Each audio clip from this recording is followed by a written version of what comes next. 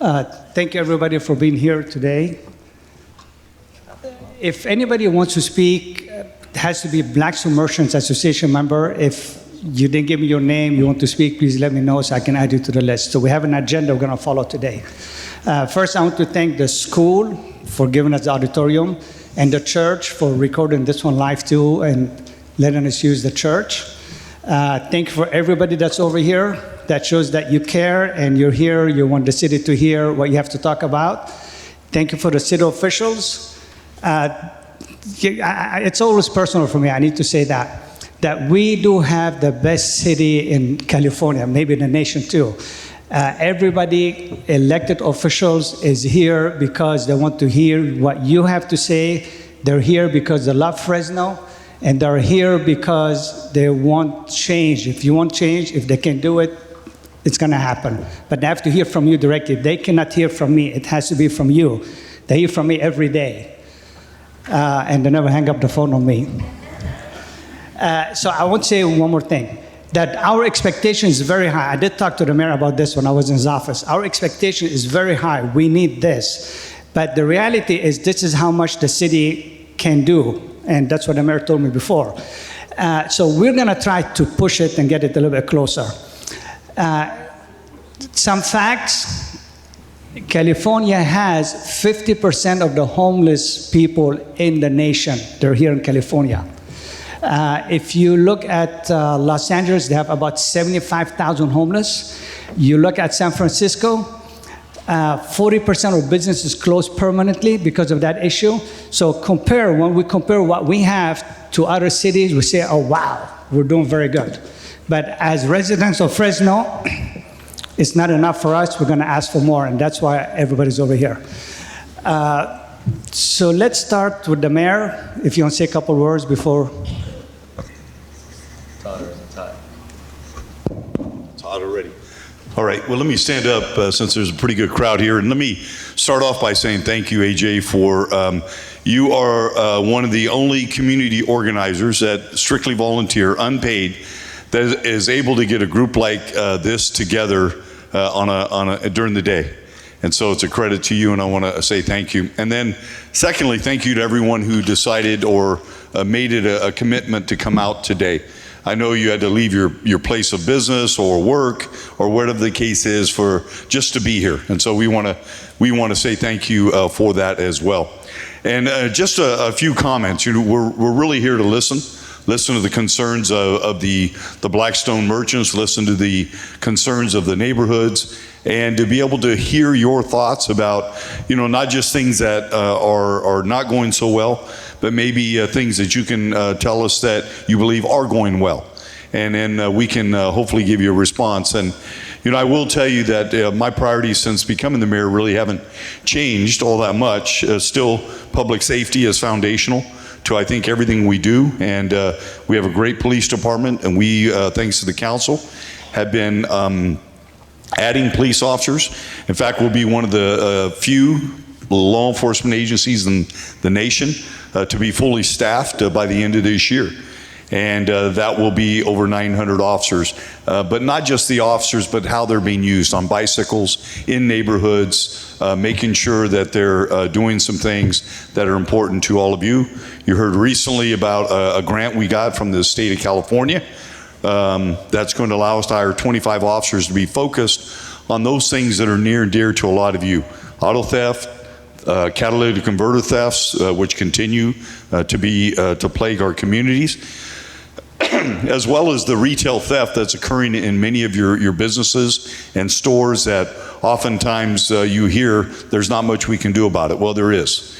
And we are, and I'm sure our police chief can talk about that. Homelessness and the unsheltered population, getting those folks housed is always going to be a priority for us in the city.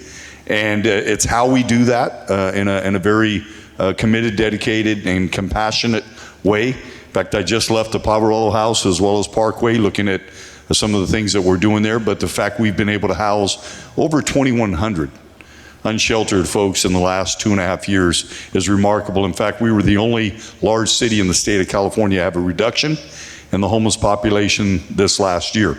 Having said that, we still have a lot of work to do. We have a lot of people out there that are out there on our streets that need shelter and need help. And I'm not going to go into all the other details, but I think you know that Blackstone is very important to us. It is one of our transit-oriented development corridors, which means that's where we're focusing a lot of our housing efforts and revitalization efforts. And you know we have a development that was completed at Blackstone and McKinley for housing. If you look there at Blackstone and McKinley also, or closer to Clinton, a new parking structure for City College, a new child development center, a new science building for City College. Blackstone and Clinton is another housing development. Blackstone and Simpson, another housing development. Both of them will be completed this year. And then at Manchester Center, they're converting the top floor and locations to the rear for market rate housing, and there'll be over 620 units at that location. So trying to dedicate more and more and more housing on Blackstone to support businesses here and to make it more of a sustainable neighborhood, walkable neighborhoods as well. So somewhat of my introduction, and thank all the team for being here, the council, the city attorney, our police chief and his team, and our economic development director, Lance Lippincott, who is obviously very strategic in terms of improving our economy here locally. So with that, I'll turn it back over to you, AJ. Thank you.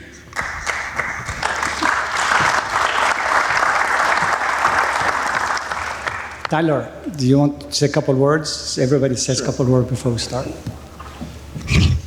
Thank you, AJ. Hey, good afternoon, everybody. I'm Council President Tyler Maxwell. I also want to extend my gratitude to AJ and everybody for taking the time to be here today. I know this is extremely important to all of you. Otherwise, you wouldn't have taken the time to be here. It is extremely important to all of us. AJ said something earlier that I thought was worth mentioning again. You know, government could do a lot to help a lot of folks. There are some things that we're not capable of doing, and we really do rely on the community coming together and telling us what are some of the cracks that need to be filled. Maybe there's some spots that we're overlooking. Maybe there's some things that we could do better. Maybe there's some things that local government just can't do. And so coming together like this, community, local government, I feel very optimistic that we'll be able to address a lot of the concerns. On the city council side, we're a little different from the mayor, right? He's the one that does everything. You know, he's the executive branch. But on the legislative branch, we're responsible for passing policies. Any legislation, any policy that passes in the city of Fresno needs to go to the city council. Second thing is money. Every year, the city council is responsible for adopting the annual budget. This last year, we had an $1.85 billion budget. That's the city council's function to make sure that we're spending those dollars wisely. And so by working with the mayor, we're able to address a lot of the concerns that we have in our city. You heard him talk about this grant that we recently got to address retail, vehicle, and catalytic converter theft. That's going to go towards 25 dedicated police officers here in our city. I'm sure our chief will talk about that here shortly, focused on just those 3 crimes. And I'm sure if you're here, you've probably had experience with one of those crimes, either at your business or near your business. Normally, we have to take police officers away from, you know, other really critical incidents, whether that's a homicide, assault, or a rape. And that could be difficult to do, to pull them away from those crimes to focus on vehicle thefts or catalytic converter thefts. With these 25 officers, we won't have to worry about that. They'll be 100% dedicated to focusing on those crimes that I'm sure that you're fed up and frustrated with. I do want to mention, before I pass the mic along, one other project the mayor hadn't mentioned. That's going to be on the northwest corner of Blackstone and Ashland. Another huge investment we're making is a citywide senior center. It's going to be over 30,000 square feet. It's going to include around 100 units of affordable senior housing. And I believe will bring a customer base to Blackstone, not just the folks living there, but the folks traveling every single day to use that activity center. They're gonna wanna go explore, they're gonna go shop, they're gonna wanna go eat, go to Manchester Mall. So that'll be a couple years before that's up and running, but I'm optimistic with all these developments that the mayor's been working really hard on, as well as the council, that we're gonna bring a much higher customer base to your businesses in the near future. So thank you all for having us. I appreciate the time and I appreciate you being here. Thank you.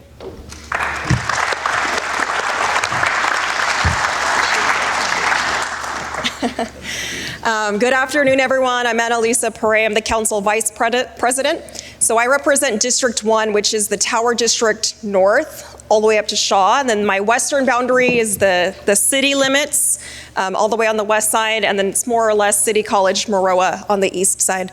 But I'm really excited to be here today and to share more about incredible things we're doing from a city perspective related to facade improvements, related to sidewalk vendors, related to after-hours code enforcement. For the first time in our city's history, we now have after-hours code enforcement. So after 5 o'clock, weekends, our problems do not stop at 5 o'clock, and sometimes they just start to get ramped up. And so now for the first time in our city's history, we have a team, which our city attorney might talk a little bit more about too, solely dedicated to addressing a lot of the issues that you all face after hours related to code enforcement.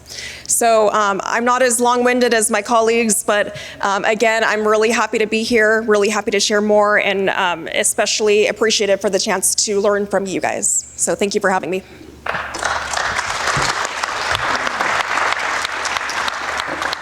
Hey, good afternoon, everyone. Councilmember Nelson Esparza. I represent District Number 7. I could give you the full boundaries, but the bulk of the central and southern Blackstone corridor does land within my district, depending on which side of the street you're on and whether you're south of Dakota or north of the Visadero. Most of the Blackstone corridor is within my district. Over the years, we've done a great deal in terms of policy and sort of planting these seeds. We can watch grow on Blackstone over the years. Many of you are part of that. We appreciate all of you being here this afternoon to share with us some of those issues and concerns. Our office line is always open, as are my colleagues and the mayors. But it's great to come here together, all in one room, be able to discuss and bounce ideas and such off of each other. So again, appreciate your presence.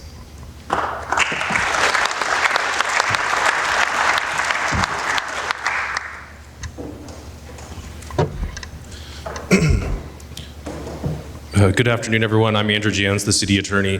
I'm really here just to listen. My purpose in being here is that my office oversees code enforcement, and so any code-related issues, I'm very open to hearing about it. Just wanted to say thank you to the city council and the mayor for being very supportive in terms of code enforcement and providing the funding that we need. Council member Perea mentioned the fact that we do have a night code team, and so I hope that you all, if you have issues at night, take advantage of that, and we can talk a little bit more about that. Also, in terms of code, I just wanted to recognize Richard Salinas, who's our dedicated person for this corridor, and his work with AJ. Thank you very much.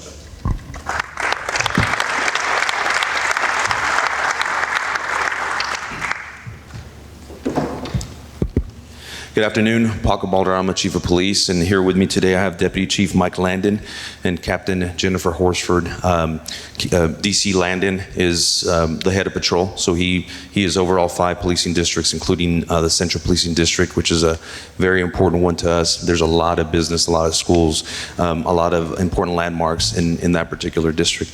And as our city attorney said, really here to listen, to see what your concerns are. We do have a lot of information, but I'd rather focus it on whatever questions you might have.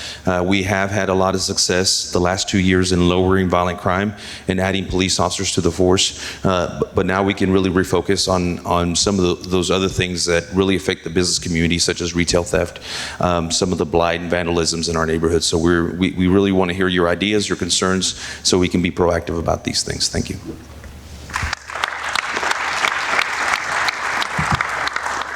Good afternoon. My name is Lance Lippincott. I'm with the city's Economic Development Department. Excuse me. Anything that's small business or business oriented is stuff that we handle. I know I've had a lot of contacts with folks in this room. If there's anything we can do, or you don't get to ask a question today, we have John Lawrence, who's with our department. John, raise your hand. Y'all give them your contact information. We're happy to assist in any way we can. Thank y'all.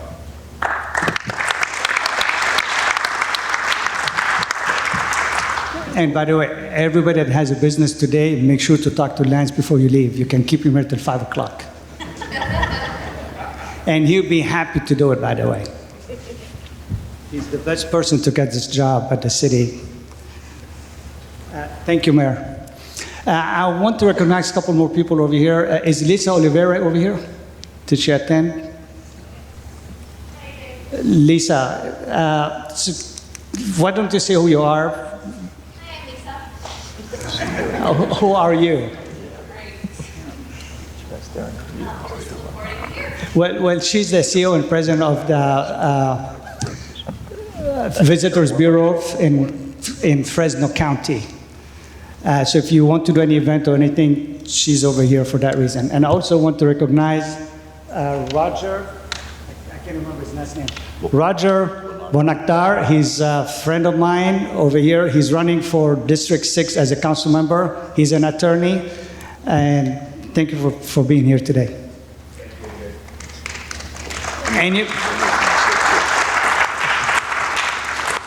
Anybody else over here that I didn't see it and recognize? Okay. So I want to say Blackstone Merchants Association, we started 2016, and thanks to the mayor, we started. And then really, if it wasn't for Nelson, we wouldn't have the power that we have today by having Richard Salinas, the code enforcer, as a special project on Blackstone. So Richard and I, we work hand to hand. And actually, I listen to him a lot because I want to do everything by the rules of the city. So he guides me to what's the right thing to do. So we do that all the time. And thank you, City Attorney Jans, for support for the code enforcer too. Because really, without the code enforcer, for us, is a secret weapon that Blackstone Merchant Association and code enforcer work hand to hand. So Blackstone Merchant Association, we go from Gettysburg all the way down to Desidero, by the way. So we have auto dealers, we have gas stations, hotel operators, the Blackstone Abbey Merchants Association, which Jackie couldn't make it today, she got sick this morning. We have the mobile vendors, we have the schools, the residents, the vintage fair, the phone vendors, and the entertainment industry. They're all part of this association. So we have about 350 merchants, but we really represent about 3,000 members. I think we have the biggest association in Fresno, and we're very active. And before we start, a lot of members ask me if I can talk on their behalf and ask questions. So I'm going to be asking tough questions. And I always say, I'm not politically correct. I say what I have to say. I cannot be fired because I'm a volunteer. And when I speak on behalf of actually 3,000 people. So, but the city has my support 100%.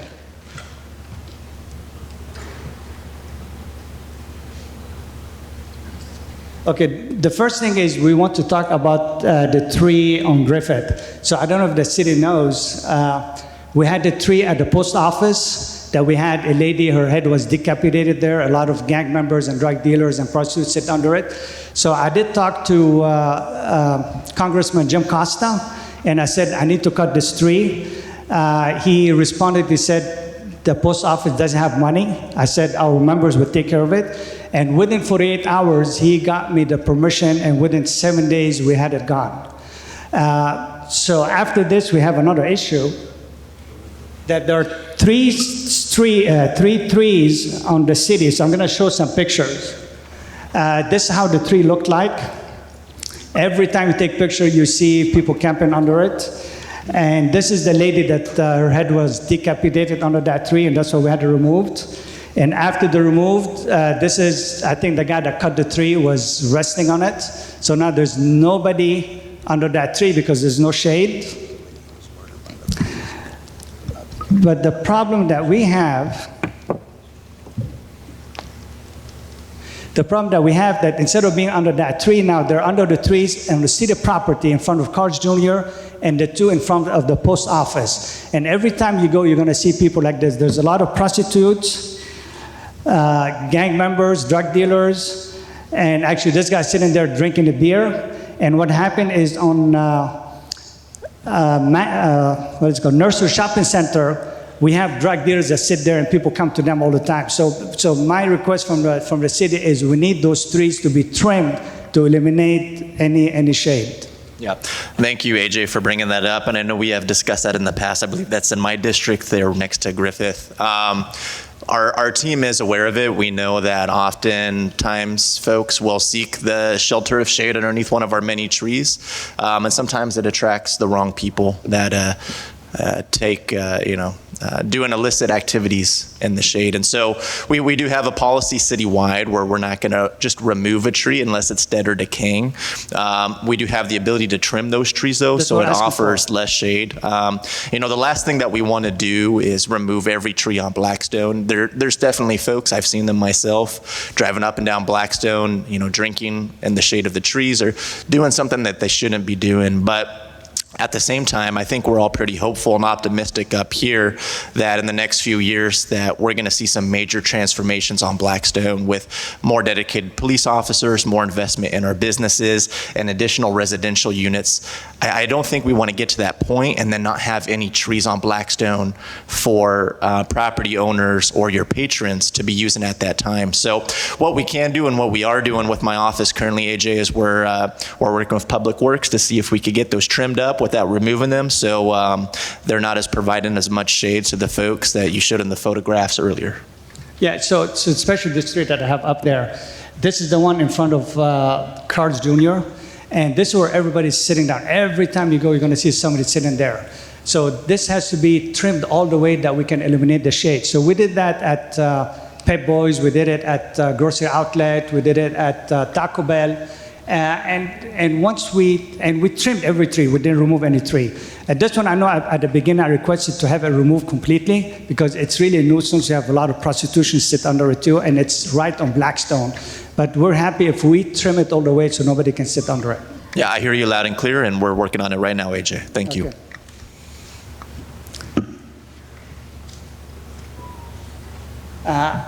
I'm going to call from Aspen School, Lisa Taylor and Matt Flores.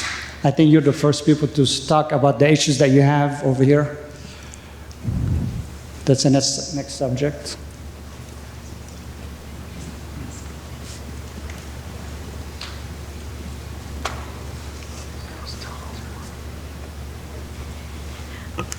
Hello, thank you for this opportunity. My name is Lisa Taylor. I'm the school site director here at Aspen Meadow. I've been in education here in Fresno for over 25 years. I taught for Fresno Unified School District, private schools, and then I ended up in the charter school world about 16 years ago. I started teaching at our first school, Aspen Valley, which will be celebrating its 20th year this year. It is a public charter school that is authorized under Fresno Unified School District. And in 2016, I left the classroom to come and start this site with 54 students, TK through second grade, and we're now serving close to 300 TK through sixth grade.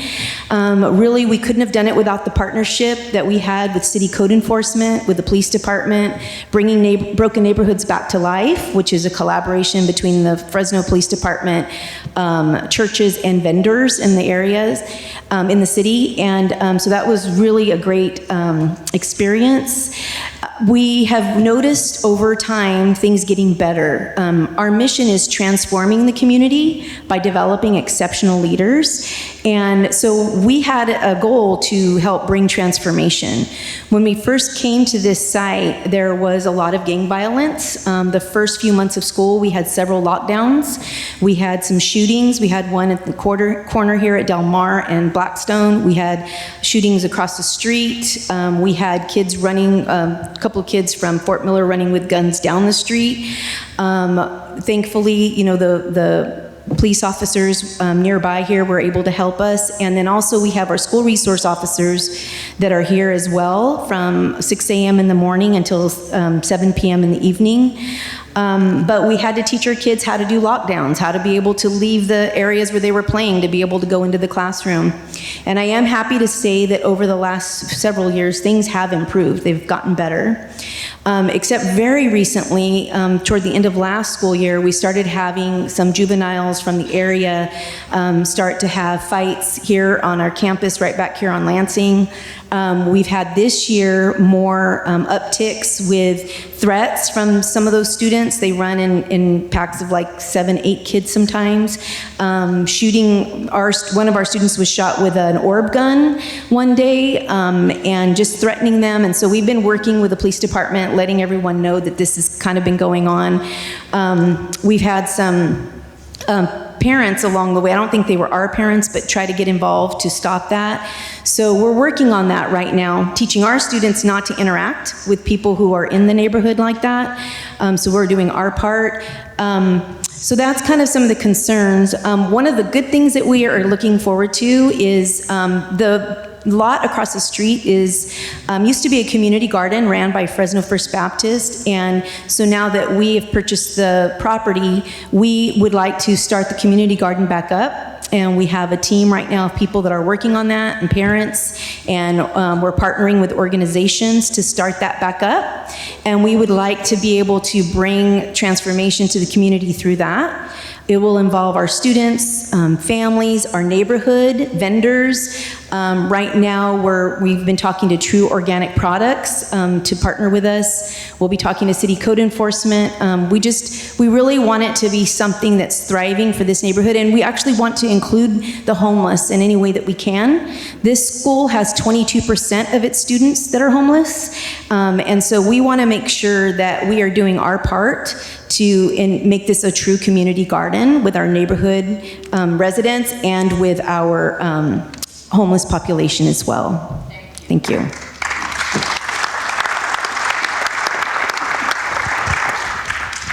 Thank you, Lisa. My name is Matt Flores. I'm the Chief of Operations for Aspen Public Schools. I started about 2 years ago, but I started with the organization in 2013 as a teacher's aide. And I left for a couple years to be the operations over at Wonder Valley.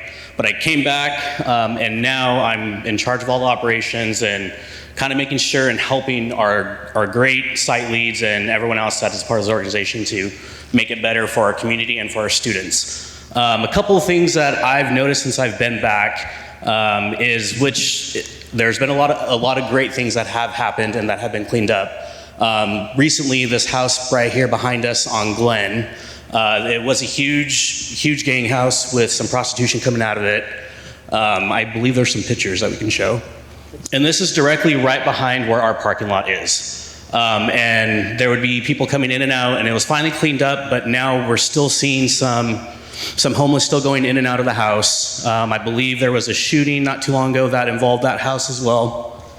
But also, there's I may not know if this is true or not, but this is what I'm hearing, that some of the hotels are being changed into some homeless housing, which I'm concerned about because there's a law that states that it has to be 1,000 feet from schools, and there's one hotel that's right across the street from here, and it's a big concern to ours if that's actually going to happen. And then one of my other concerns, which may not be a big concern to many, but for me, is the contracts with our trash company, our waste management. We're not allowed to go to any other trash, but I'm having to call the companies every week because they're not coming to pick up our trash, and it's becoming a hazard for our community because the trash it's building up and it's becoming an issue, and I can't find anybody else to reach out to or to contract with because I'm only allowed to do that with one company.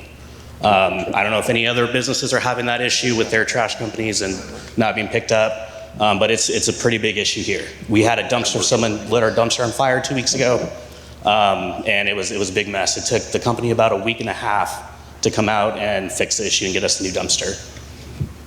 Yeah, thank you. Thank you. I do want to add so the way the city works, the city of Fresno picks up residential trash from throughout the city, obviously. But on the commercial side, there are two different vendors, and the vendor up here, as I recall, is Republic. And so we have had a few concerns expressed to us about, them not picking up in the manner which we should. So we are in conversations with them now, and hopefully that it will get addressed. Thank you. Is the owner of the house on Glen and Lassen over here on the corner? Can you come up? Who said that's my uncle? This house that I'm showing the picture on? Okay. Hi, my name is Regina. My uncle lived there, and I call him my uncle. He's been my maintenance since before I had children. He's a good man, and the information they have is totally wrong. He has cancer. He recently had an eruption in his lungs, went to the hospital, came back to his house burnt. He is now currently homeless. So, like, he got $300 from the Red Cross, and now he's out here in the streets. He has open wound from his surgery. What kind of help is there out there for him? You know, what happened to his house after, we have no control over. We don't know what it's about. But, you know, to hear the way it was said about his house is kind of like, makes me a little upset, you know, because that's not what it was. My friend was killed right here. I have a couple people out here that have lost their lives. You know, I've been out here homeless for 5 years. I have 4 young children. Where are the opportunities for somebody like me? You guys give us no information out here, so we don't know where to go. We don't know what to do. A lot of the people out here don't want to come and speak up because they're afraid of losing their children. I'm not afraid to speak up because I want more for my kids. I have went to the police plenty of times to ask them for some type of activities for my children, you know, because I don't want to lose my children to the streets. I don't want my kids out here like this. I want my children's time taken up, you know, and you guys have no type of opportunities out here for them. Like, where's the PAL League out here? You have one in Clovis, but not here, you know? I don't know where to go for anything. We need to move on because I have a lot of Yeah. questions. Okay. Are you homeless now? Yes, I am currently homeless. You're homeless? Yes, yes. We just got out of the community housing for the county, but we don't know where to go now. We have no money right now, so if there's any type of help, you know, we would gladly accept the information. Thank you. Do you have anything to say? Okay. Okay, so I'm gonna go actually over this house. I was asking for the landlord to be here. We did talk to them, but this is how the house looked from the backyard. If you look at the end, the blue, there was prostitution happening right there. So we talked to the owner. When I say we, I take a lot of credit for the code enforcer. This is how the house looked from inside at the backyard. So we did talk to them. This is the school, Aspen School, right next to next door. Where all the prostitutions, gangs, and drug dealing happen right there. And that's, I think, what Aspen was talking about. We did talk to the landlord, and they have people cleaning the backyard, and they're doing some repair on the house. And thanks to the code enforcer. What's the name of the code enforcer in charge? We were there, but there's another code enforcer. Garrett. Okay. So now so the concern is from the school is, how can we have all these homeless and drug dealers and pimp next to the school? It's not 1,000 yards away. It's right next to the school. I mean, less than 100 yards. So that's a big issue. That's why for us, Lansing and Glen has to be clean all the time. There's no exception about it. So this is on Glen, on Aspen. Is it on Lansing? Got confused with Lansing and Glen. So we had people sitting there for Richard Knight Sodom. They were there for many months, and they said Pavello House never came to pick them up. They came and checked on it, never came. So I did call Pavello House. And let me say, we're working really good with Pavello House. So we had a lot of issues. We're going to talk about it in a few seconds. But those 2 people were out for many, many months. So I did call Pavello House, and I know it's not showing the whole picture there. But basically, I said, hey, you need to pick up these people, and I got a response saying they have to be consistent, so we need to see them interviewing so many times. And then I said, you cannot say, but I'm going to read it. I said, that's in the past. So the answer was that we need to interview them so many times before we can house them. So then I responded, that's in the past. I have an agreement with the mayor that anybody on Blackstone is going to be housed immediately. So please get somebody to house them. And I would say within 24 hours, 48 hours, Lansing was clean. But basically, this is the question. So we need to make it official. Blackstone has a priority. Blackstone has to have a team on the ground housing anybody on Blackstone first. Yeah, thank you, AJ. So let me, on a citywide perspective, because homeless isn't restricted to Blackstone or downtown or anywhere else. We have a homeless population in every district within the city. We set forth to purchase motels on Parkway, and that we purchased 5 of them as a city. We partnered with a housing authority to purchase 4, so 9 of those were for the purpose of emergency shelter. And we partner with the Poverello House, Turning Point, and RH Community Builders for the purpose of providing services at those particular locations. Food, counseling services, etc. Those shelters are not intended to be long-term. And so the plan is to, once those folks get on their feet, to be able to transition them out to other permanent housing. I can tell you our initial, what we call Project Off-Ramp, we had over 650 people on the freeways, put those into emergency shelter, 82% of them. Some of them went their own way because we have no ability to force people into shelter. I think you can appreciate that. But I will tell you that 76% of those who accepted shelter and services on Parkway transitioned into permanent housing and or back with family. The challenge we're facing today is many of the folks that are out there on the streets are more chronic homeless, and they are also have, in many cases, a higher acuity level of mental health. And so they're not in a position or mindset to be able to accept shelter. So we cannot force them yet. There's no law that allows for that. And so the other part of it is for Blackstone. We also purchased, and by the way, all of those motels or hotels on Blackstone or on Parkway are going to be converted at some point into permanent housing. One of them already is Promesa Commons, and that one is in construction phase now.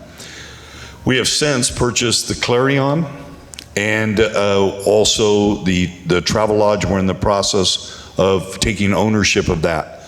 The Travelodge is going to be for affordable housing, as well as the Clarion Point is used. About half of the rooms are for what's called transitional housing, meaning that people that have transitioned out of shelter perhaps, they're ready to move into a permanent location, but they have a voucher, but there's no location ready.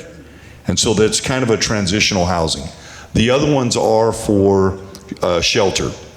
And so the challenge for us is on Blackstone is, do you take people on Blackstone and put them into the Clarion, which was my initial goal, which then becomes maybe they start attracting their friends around and on the outside of it, or do we simply house those folks over on Parkway at another location? And that's the avenue that we're taking right now. But yes, AJ, it is a priority. My team knows it, Phil Sky knows it, because the truth is, we worked out a deal to where we would purchase the Clarion for shelter and transitional housing, and in return, that we did not want that to become a nuisance for the area. And so we are making that a priority. I will say at the beginning, there was some miscommunication. That communication has been addressed, and it is a priority. They may not be housed at the Clarion, but they'll be housed. Thank you. Yes. Can you come over here, please? I hate to be the focal point. Where's Phil? Where's Phil? Is he here?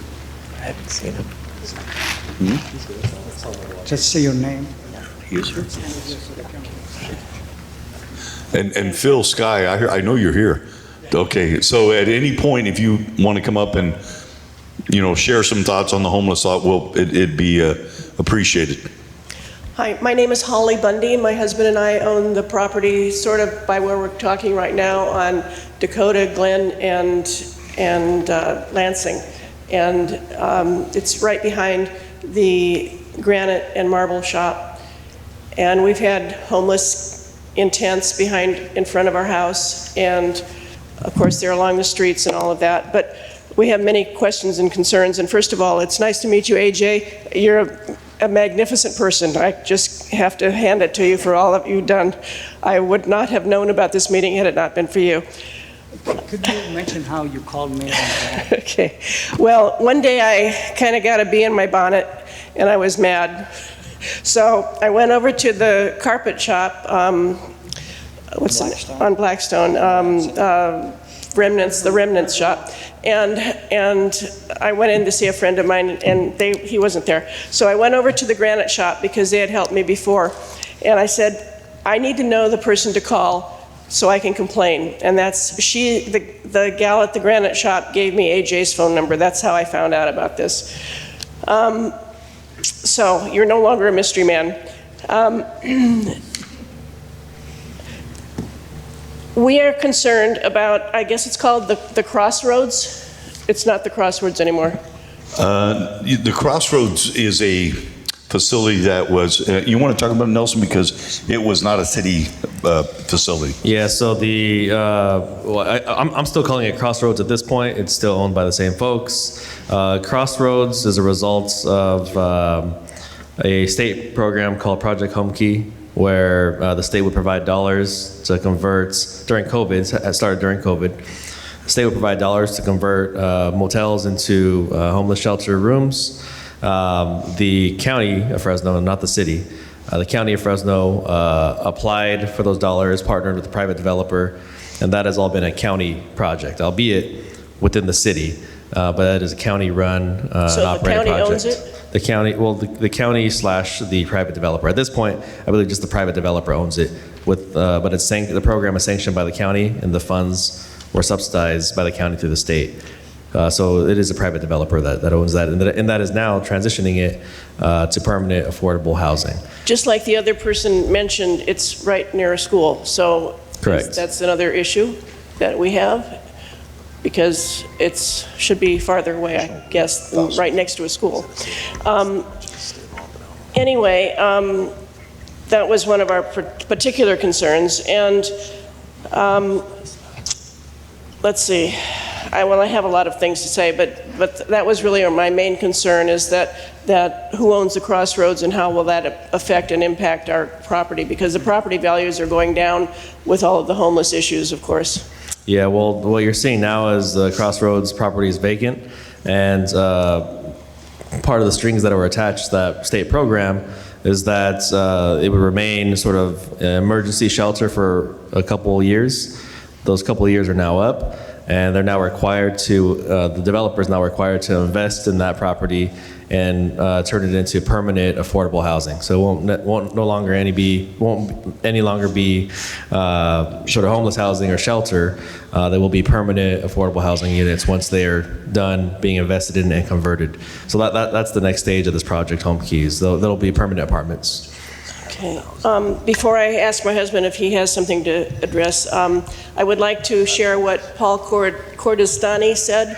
He's a neighbor of ours. He owns many of the duplexes on Dakota, and he's not able to be here today, so I asked for permission to read this to you, and this is what he says. The so-called smuggler's plan seems to run contrary to any gentrification plan that the city may hope to have in that part of Blackstone, all the way to the Tower District and City College, unless, of course, the city plans to perpetually commit additional police presence and at least protect the junior high kids at Fort Miller. So I'll give you this stuff so you can look at it later. You want to say something? Yeah, I have some real concerns. Many years ago when I moved to Fresno, I bought a home downtown just north of the hospital on Clark. At that time, there were lots of homeowners, and because of the drugs, they eventually left. And I went to several meetings, not as big as this, but meetings where where the homeowners in that area were promised that they were going to put a police station here on Belmont and all these different kind of things. So I held on to that property for 35 years. And I ended up selling that for $20,000 less than what I had paid into it. Now, we own the property right here on on Glen and Dakota on the corner. And with all the homelessness and all the stuff that's going on, it's just really, really difficult to get quality renters. And the value of the property is doing the same thing as happened downtown. So we have some major concerns. Sometimes when I go to the property, which is a rental property, to do yard work and stuff like that, on Lansing, between Glen and Blackstone, I've seen as many as 15 or 20 little camps like what was shown here on Lansing. I have to say that I appreciate, Mayor, what you have done since you became mayor. I have seen more going on with this than I have before, and we appreciate it. But I would really like to have the city, whoever, to address this area, prostitutes and everything that's already been talked about, so I'm not going to talk about it anymore. But yeah, okay, property values is a big thing for me. Absolutely. Thank you, sir.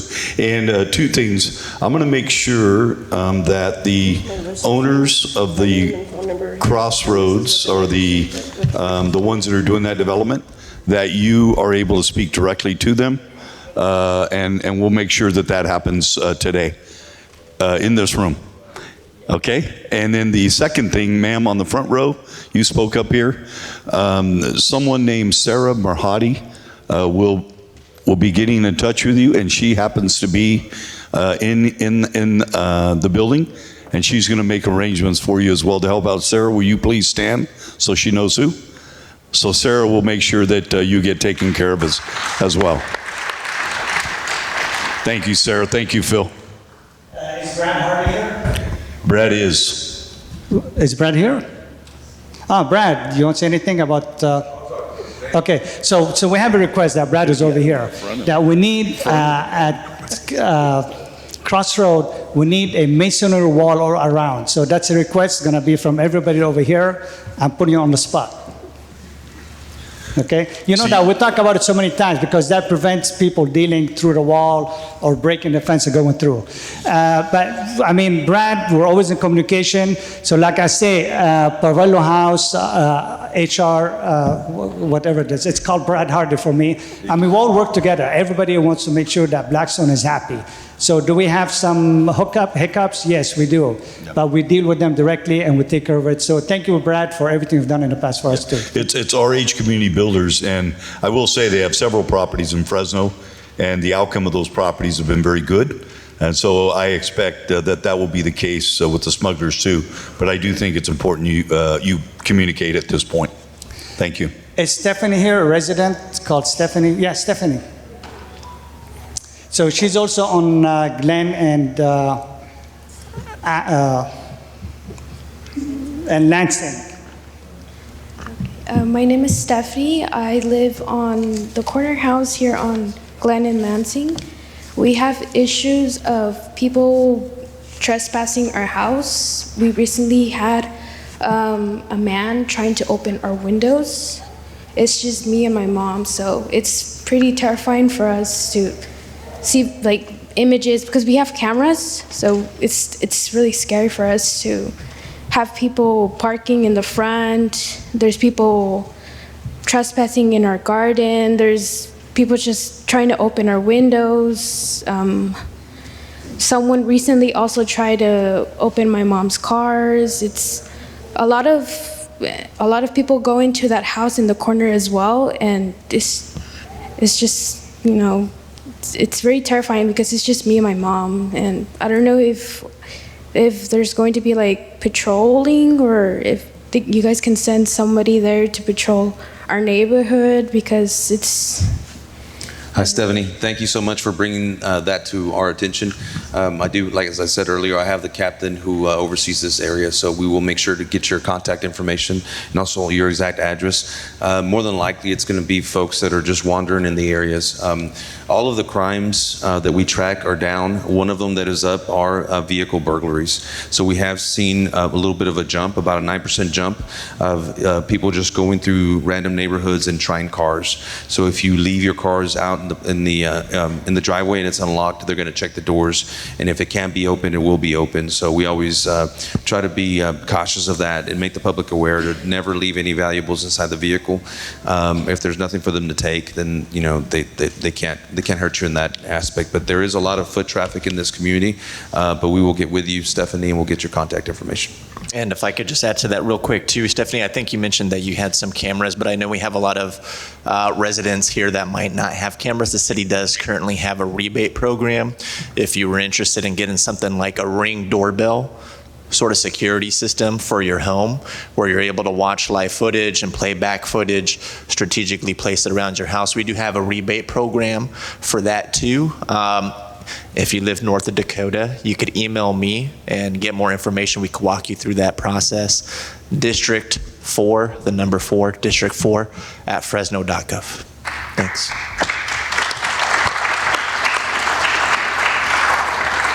First, I want to recognize our captain, Captain Horsford. You've been here a couple months? I think I've been here like a month and a half. So she's our new captain in the area, and really, thank you for Chief. You couldn't have chosen a better captain to be over here. She hit the ground running. Again, we talked to her, Rich and I talked to her a couple of times. I mean, she listened to what I want and she acts on it right away. So she's working with the park, and you could see more activity, police on the street from Captain Horsford. But so any question you have today after the meeting, please talk to her. She's our captain. Next, we're going to talk about businesses that have concern. Tony Ochinero. I know I saw you here somewhere. Tony, over here.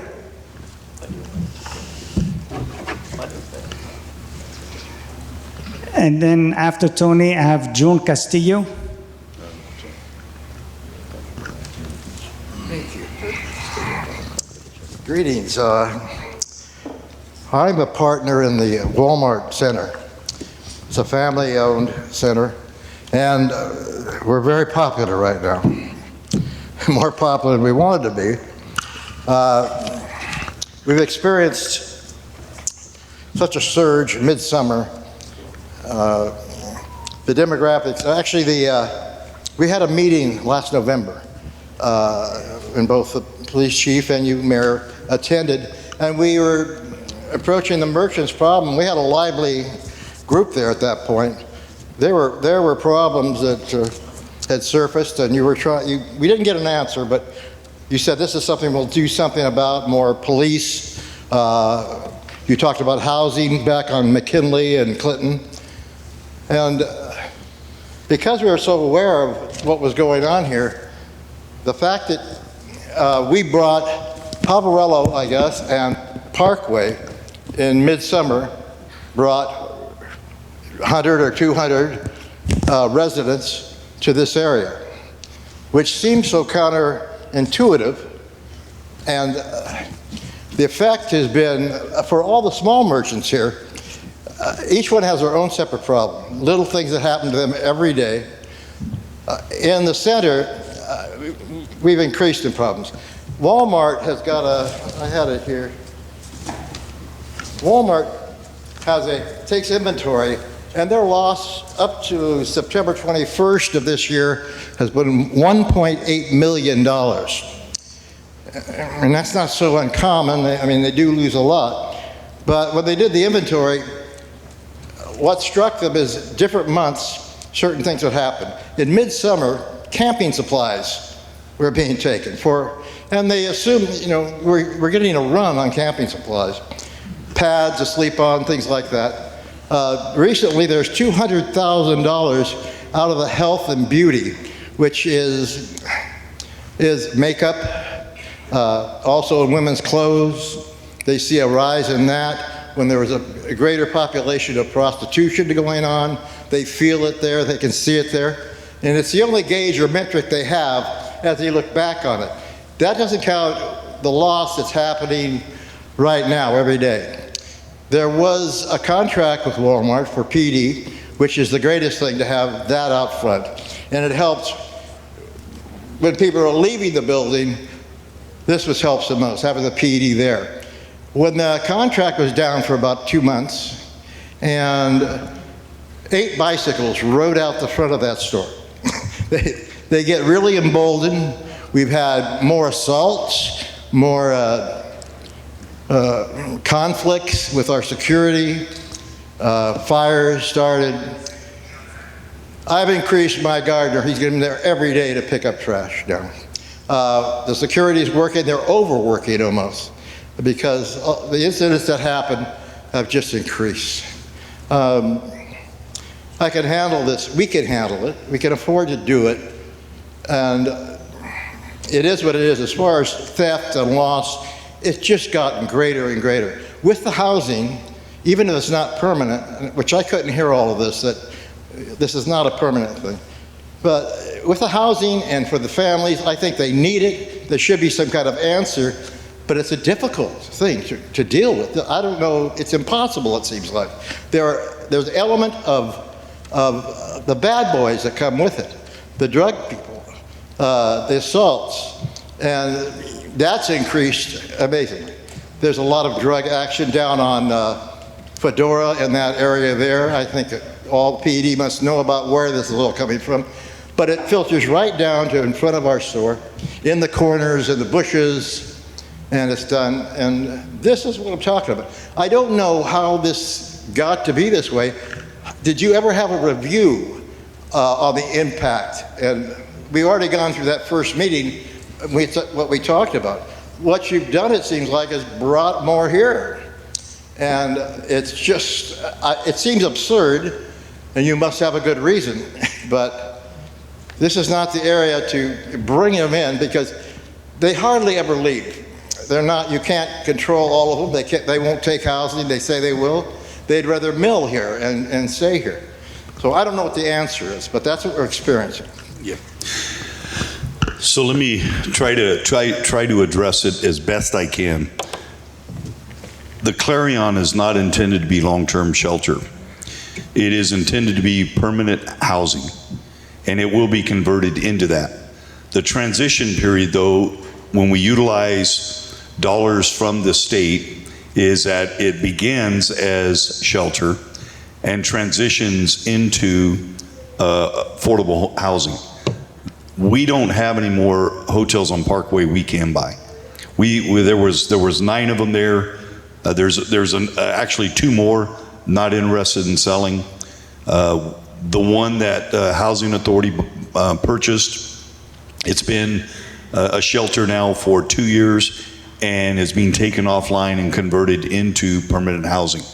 So our options were, quite frankly, is to look for other hotels in our city where there was an interest in selling and we wanted to convert to more housing.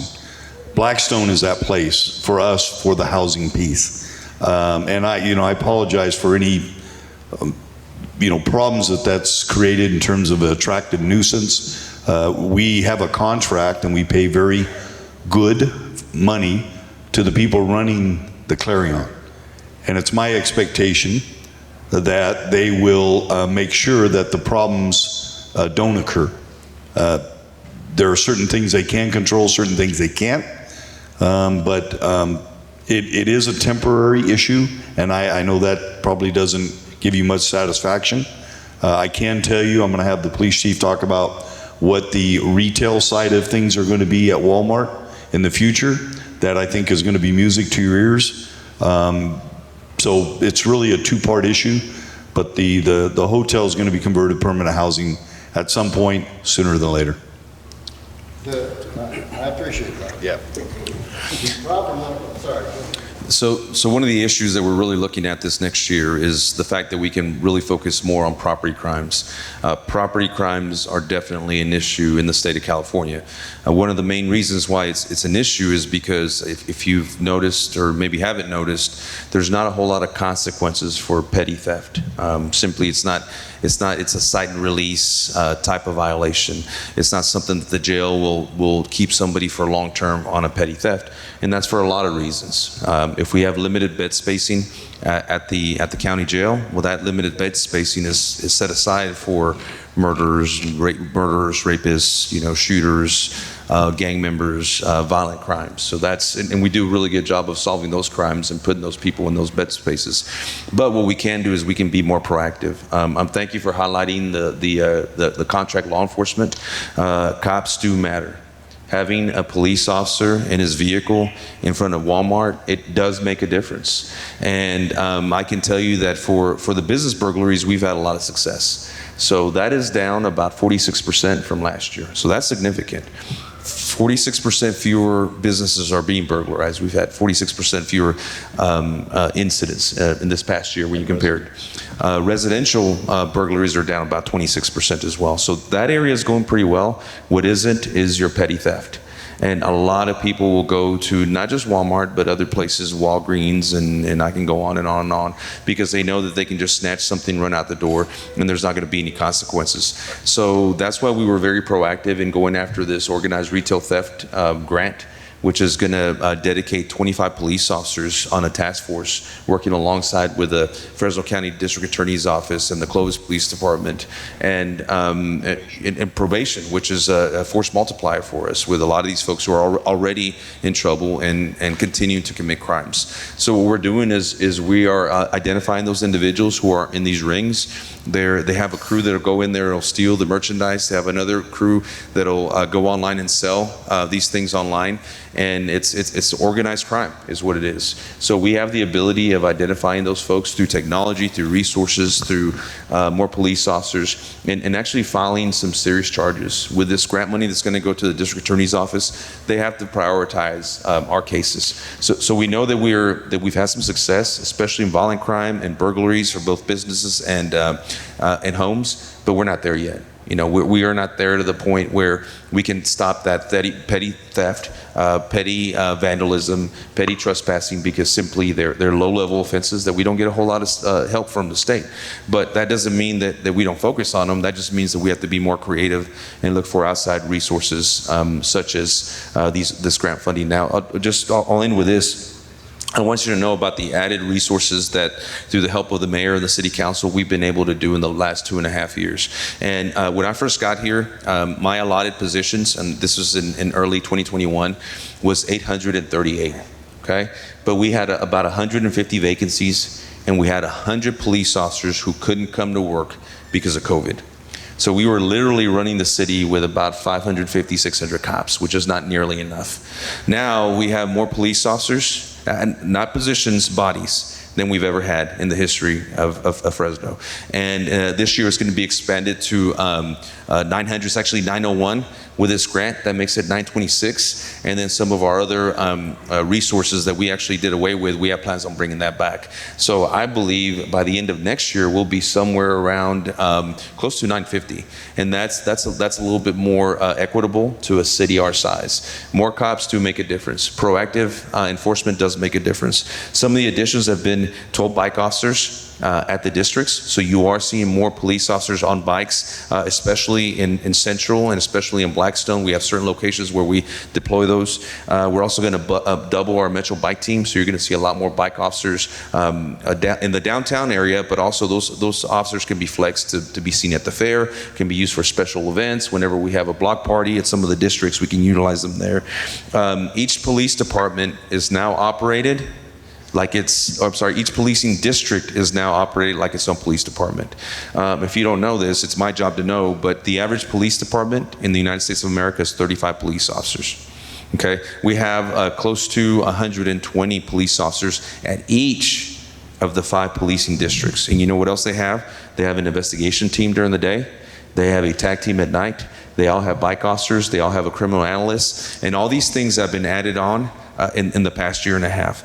So that gives us the capability to be more responsive. For example, at today's meeting, we're taking meticulous notes on a lot of your issues and locations. So we can go back to the central police station, which is its own police department, and they can be proactive and address those very needs that you guys have. So, but I can't tell you how important today's event is.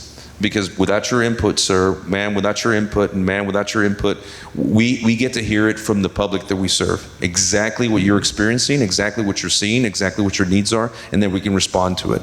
So I'm younger police chief comparatively speaking to others in the U.S., which means I'm very in tune with data, with tech, and I like to see the science behind the numbers. And we're tracking that better than ever. But your input is it's invaluable to us.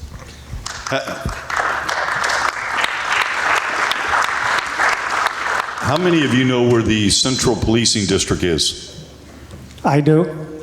Okay, we moved it in the heart of Blackstone, right? It's at Manchester.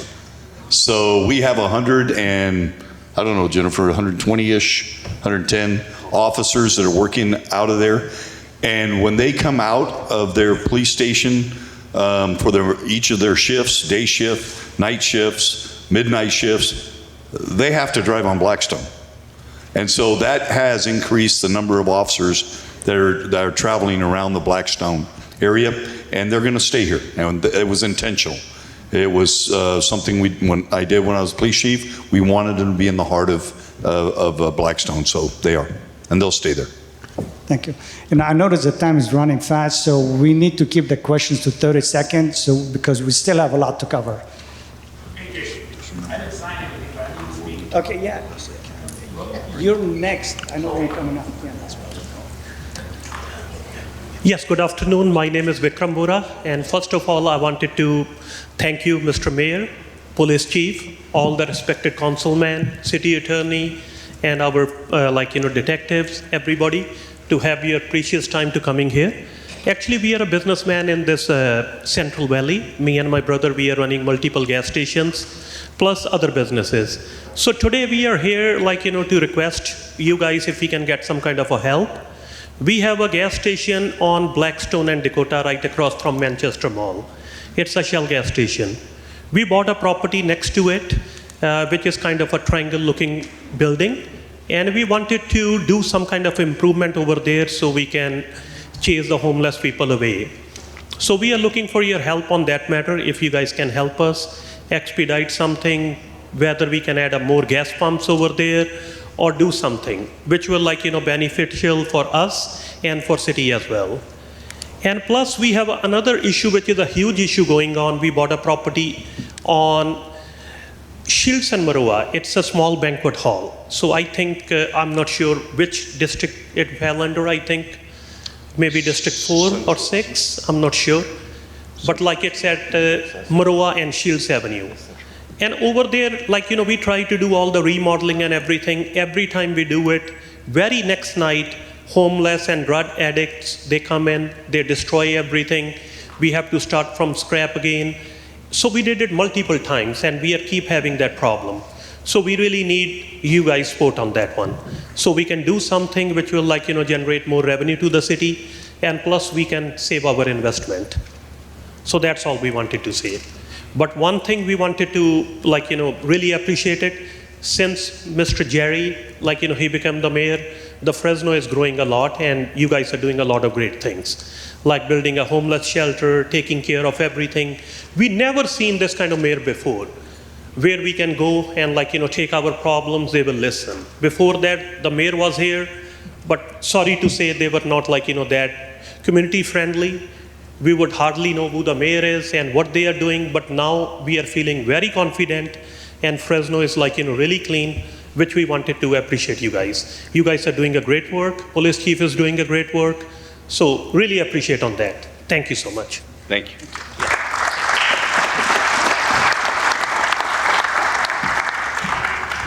How you guys doing today? First of all, I want to go ahead and thank the head of police, Chief Dyer, or Mayor Dyer, and all the council members here today. If we can go ahead and give them a round of applause for appreciating all that they're doing.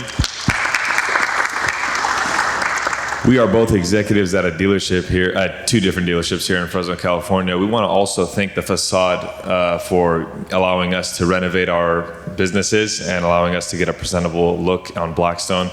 We have dealt with a lot in the past, but now we honestly appreciate you guys a lot. You guys have done a lot. We've had a lot of catalytic converters in the past have been stolen, but recently, with the security that you guys have been hiring, the police officers that you guys are going to be hiring, I see this number shrinking exponentially, and we appreciate it a lot.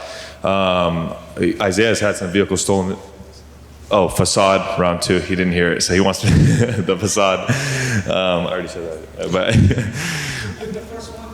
yeah, I was the first one, yes. All thanks to you guys, all that you guys do. So yes, we've had some catalytic converters stolen in the past. It's costed thousands of dollars, but you guys do a great job, and we want to thank you guys, not just keep downing you guys on everything. We want to make sure that you guys are appreciated and you guys know that you're appreciated. We've also had some vehicles stolen at our other location. Here, go ahead and explain. Yeah, we just want to thank, I know you guys mentioned that you have 25 officers joining the force. I've had multiple vehicles stolen this year. I just want to express, the communication has been very clear. You guys are very helpful. So we don't want this to just be all negativity and darkness, right? A lot of negative things do happen, but we want to focus on the positive because we both have seen a positive uptick as well, not just a negative downwards in the community. So we just want to honestly thank you. I want to second everything that he said. Like I said, from catalytic converters to vehicles being stolen to things being broken into, I do believe that the Fresno community is doing a lot of work and bringing a little bit more brightness to the community as well.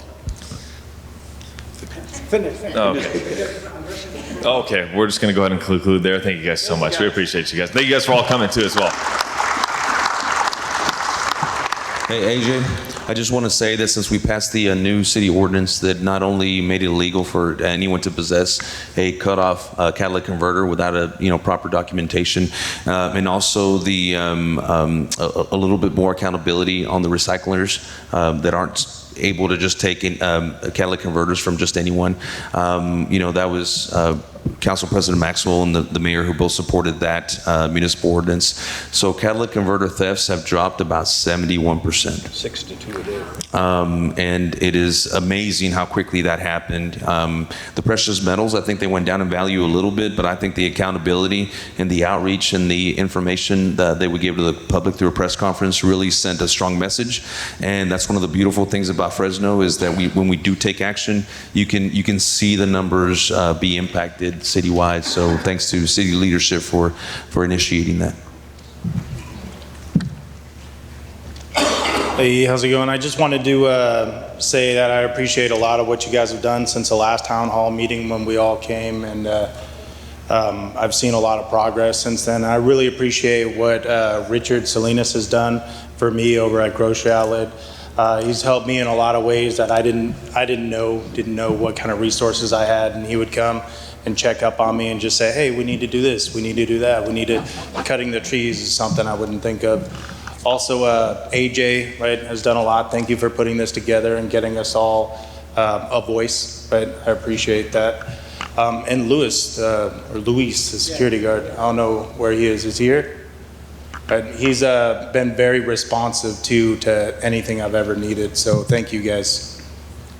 Yeah, I want to say, really, without the code enforcer and our own security on Blackstone, we couldn't have Blackstone as it is today. Would have been honestly like Parkway or G Street, but it's the effort of the security, Richard Salinas, the code enforcer, and Blackstone Merchant Association. I need to give credit for myself too.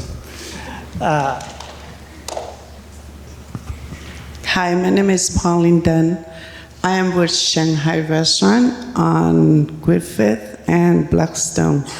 And I'm sorry for my appearance, but I just got out of the kitchen, changed my shoe, and come here. I'm so sorry. First of all, I want to thank Mr. Mayor. He is very concerned about our business. Secondly, I like to thank to our police officers. Whoever I call, whenever I call, they show up. This is 1/3 of my police report. I know it's a very tough time for the city, for the mayor, for all the officers that are working hard out there with the homeless, but I'm requesting, number one is the code enforcement, the building code enforcement. My AC, it's called vandalism, but I know it's not vandalism. When they take something out of the AC unit and take it and sell it, that is not vandalism. I'm sorry to say that. I'm not an attorney, but I can say to everybody that that is not vandalism. That is called thief. And then I think the insurance, they need to know that. My AC 6 units up in the building, on top of the building, it's not been fixed since last year. July 18. My business have dropped to 1/3. When you have a business, you will not be able to pay rent, you will not be able to pay insurance, you will not be able to pay the IRS, the state board. That is sad. That is my situation right now. It caused from where? From all the vandalism. Not vandalism, but theft. I have broken window, doors, cutting the skylight. You know what though? The skylight, you know where they come from? The trees behind the building. On Gold's Gym to Shanghai, there's a whole bunch of trees, big trees. And I even have the picture of the people who climb up in the tree and then they put maybe either the pipe, the water pipe, and they climb up to the roof from there. So I like to have the code enforcement officers that go after the building, go after the landlord, give them the letters, and I have them fix the parking lot lights. The parking lot lights been out for 3 years because they keep stealing the copper. Okay, so the camera, I have the camera all over the buildings. Even the post office, the federal agent came and asked me, Pauline, I saw you have camera. Can I see your camera so we can track somebody down that they took something or they did something to the post office? It happens. So it doesn't really matter how many times I fix my camera, it's still, the stuff is still, they destroy it. So I'm asking that the code enforcement office put a very, just like let the landlord to fix whatever they're supposed to fix. Yeah. Okay, so that is my concern. Thank you very much. Ma'am, thank you for your comments. I am well aware of your situation. I'll talk to you afterwards. And by the way, I'm a big fan of your restaurant too. Pauline, I just want to say I'm sorry for all that you've endured. You know, you lost your husband, right? Lost her husband, that went through COVID, and all that did to restaurants and businesses in our community. Someone crashed into the front of your Shanghai. All the other things that occurred, the thefts from your AC units. And so I just want to say something to everybody in here. Please support Shanghai Restaurant. They've been in business now for what, over 50 years? Over 50 years in our city. They need our help. Thank you.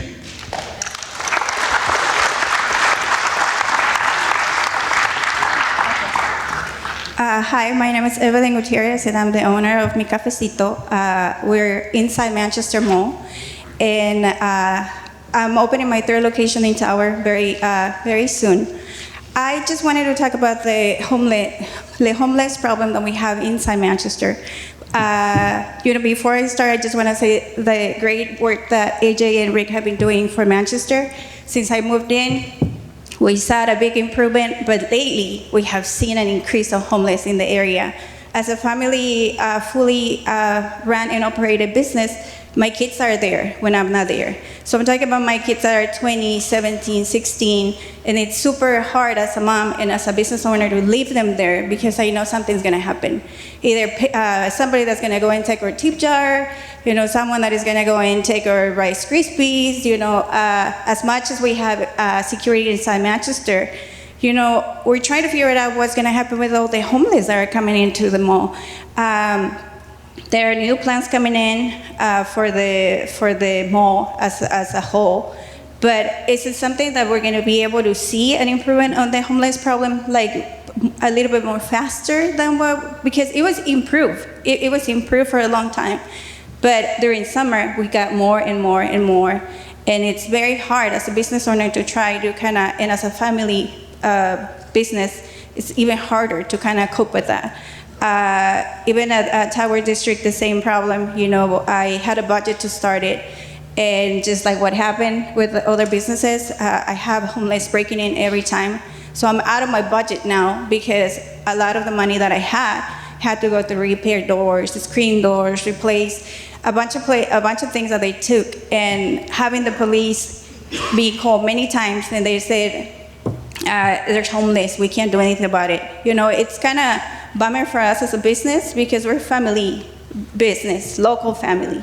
So we struggle with that. And then, you know, I understand the problem with the homeless. There's a lot of people that were at Manchester for many, many years, and they created no issues. But what is the city planning to do to kind of help support the small businesses to keep growing? Like in my situation, I want to keep growing. I want cafecitos. I'm hoping to open 2 more cafecitos this year and to be throughout the city. But if the city doesn't give us the support that we need, how we're gonna, you know, we see a lot of support for Starbucks and Dutch everywhere, but have you guys considered supporting the local small businesses from the valley to keep growing? Lance? Yeah, and I think there's a lot of resources that have recently rolled out. I know we've done a lot of meetings in Mi Cafecito, a lot of business meetings in there, which we appreciate having that option. I'll send out some new resources and stuff that may be a little bit responsive, and hopefully we can kind of help keep that going. I know it's always great seeing your kids in there too, especially when they come in for a cup of coffee. So I'll follow up with you after. And I'll just touch. We did recently, this council approved a new business incentive program to incentivize new businesses opening up in the Tower District. So I'll connect with you after this, and I can give you that information, and it should be very helpful for opening up your new spot in Van Ness Village.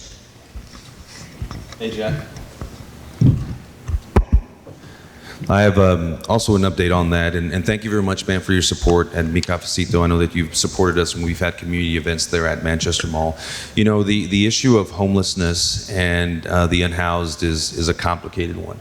It's not an easy one to solve. And I know that we're all frustrated, you know, because we want to see improvements. We don't want to see people out there on the streets. We don't want to see, you know, blight and trash and things like that. You know, I am inspired and encouraged by the fact that we've made some progress, you know, for the city of Fresno to reduce homelessness by 5.6% when other cities like San Diego went up 11%. That shows that there's some hope. And here's, you know, just this morning I spoke to my brand new sergeants about our core values, and one of those core values that we identified is compassion, and the fact that we have to deal with our homeless with compassion. I can tell you that the vast majority of them are suffering from some type of a mental health issue. They're suffering from addiction.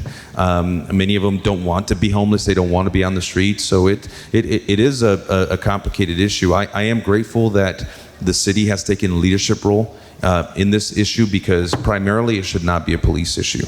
You know, primarily, so what does the police do when we encounter somebody who's, say, at a median under the tree? What do we do with them? Take them to jail because they're trying to get out of the sun?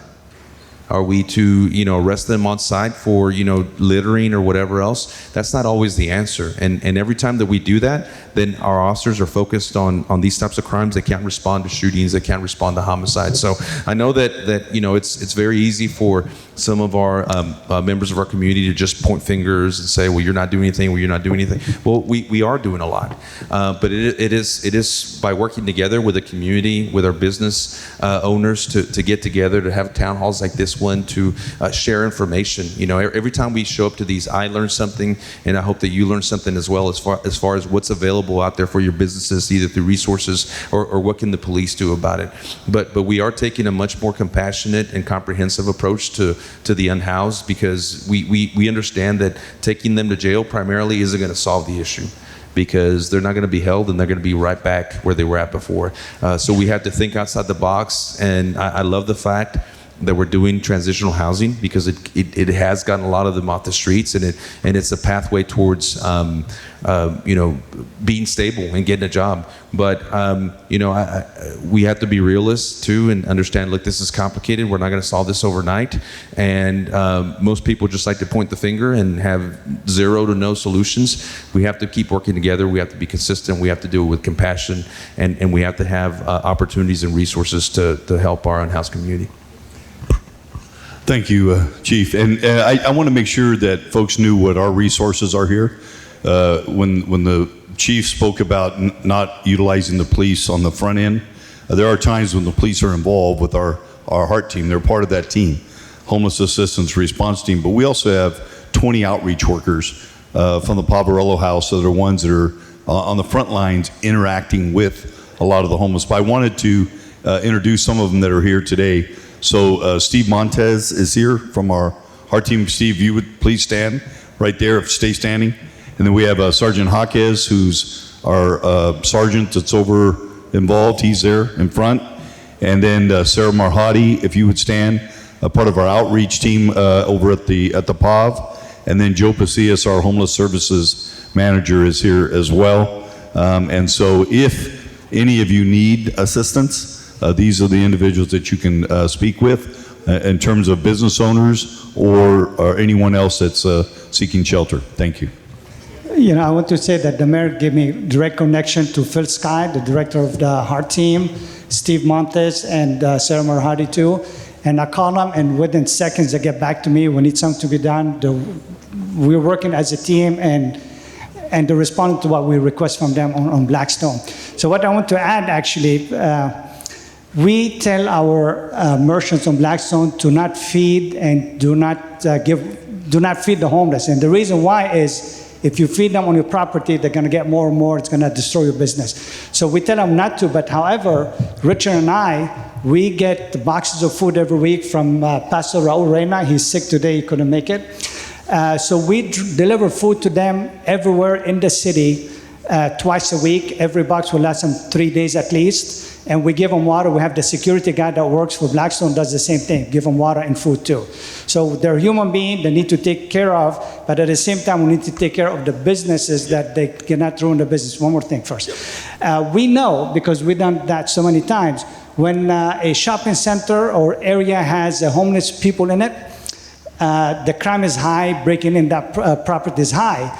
And really one of the reasons they break in is because they want food and water too. So that's why we give them food and water to prevent them from breaking in. But we know once we clean the area, we clean that shopping center, crime goes down almost to zero. And within 30 days, businesses are telling us that the revenue going up 30 to 40%. So again, this is the heart of Fresno, the commercial area. So we need to make sure it's always clean, safe for the businesses. They're the ones that hire people. They're the ones that pay taxes for the city. Thank you, AJ. And just one other thing, we didn't talk about a service that we provide. Some people don't like the service, but I think it's an essential and necessary, and it is our mobile showers. We have mobile showers in the city for the homeless, and we take those to various locations throughout our city, and we have set hours at a particular location, not to draw necessarily homeless people there, but the fact is there are homeless people already there. And giving some dignity back to those folks, making sure they get a change of clothes, shower, and we also have a mobile medical clinic with UCSF that goes out there with those mobile showers from time to time as well. So that's something that we are doing, but we also recognize the impact it has on neighborhoods and businesses. And it's a difficult balance, and we're really trying to do both. I'm not good at public speaking, but my name is June, and I'm not like a physical business, but I'm more of a mobile business. I work for the Lifeline program, which is a state-funded program where we provide services for low-income individuals. I've been doing it for about 9 years, so not only have I been able to make, income for me and my family, but also provide a service for, people that are on food stamps, Medi-Cal, even older people that are on Social Security. But unfortunately, we I feel like we're not looked at as like a legitimate business because they just see tents out on the street. I set up near Manchester Center. And we get harassed sometimes by, Richard gets called all the time to get us to leave because unfortunately they feel because us being there and providing that service that it attracts the people that steal inside Dollar Tree, that, go into the Ross, or at least that's what they've told me, that because us being there, we get blamed for a lot of the stuff that happens there. So what can we do to kind of legitimize more of what we do? Like, hey, we're not just out here hanging out and, we're actually like a legit business providing a service for these people that need to get, a hold of their caseworkers. I mean, Pavarello shows up sometimes there too. So it's like, what can we do to help those people that need those services without, I guess, being looked at like a certain way? Well, nobody's picking up their mic, so let me just say this. I was not aware of your location over there, so I haven't heard any of this. But I'm going to step out on a limb a little bit, but you're more than welcome to partner with our folks when we go out with our mobile showers. If it's about bringing services to the homeless population, more than happy to have our folks meet with you to talk about how we could better coordinate those service deliveries to the folks. Yeah. So I think that would be, in lieu of somebody stand up and vouching for you, I think we'd like to partner with you. Yeah, also too, like we've noticed that theft too has gone up with people stealing our phones. I've personally had been physically attacked and got my stuff taken, and we've called you guys before, and sometimes they don't, because technically it's not like an emergency, nobody really comes, and they just tell us to call non-emergency. So it's like, how can we get your support as well, literally being in the same vicinity? Because sometimes we don't even call because we're like, oh, nobody's going to come. I will say, so you're the one distributing the phones, right? Yes. Okay, yeah, we do get a lot of complaints from businesses throughout the city because people set up on sidewalks, which is not lawful. Sometimes they set up in front of businesses. You can't block a sidewalk, right? Yeah. And so it does become a challenge for the city when they get called, code gets called, police get called. So I think we have to respect the businesses in that, but then find a way to deliver the services, and maybe that's best doing it with some of our folks as well. Thank you. I'm trying to rush because it's 3:45. So I'd like to talk to Councilman Esparza. We did talk about the P-bed. I think really the solution for Blackstone, really a lot of merchants will tell you the security that we have made a difference. And the difference for Blackstone is having the P-bed so we can have our own security plus other stuff, create association. So I've been doing that from 2016, from my own money, my own time, but we cannot continue like this. So we did talk about it, so if you can follow up on it. It's what it is. Yeah, P-bed, did you get the money for the consulting to... Yeah, so for those of you who don't know, PBID is a property-based business improvement district. In layman's terms, essentially we would draw sort of a boundary around a certain area, commercial area, and then the property owners in that area would pay fees into a pot, and that pot is utilized. You're shaking your head, AJ. I'm listening, of course I did.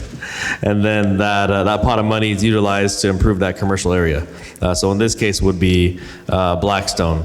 In the past, during COVID-19, I did secure some dollars to explore what a PBID might look like and help organize folks on Blackstone.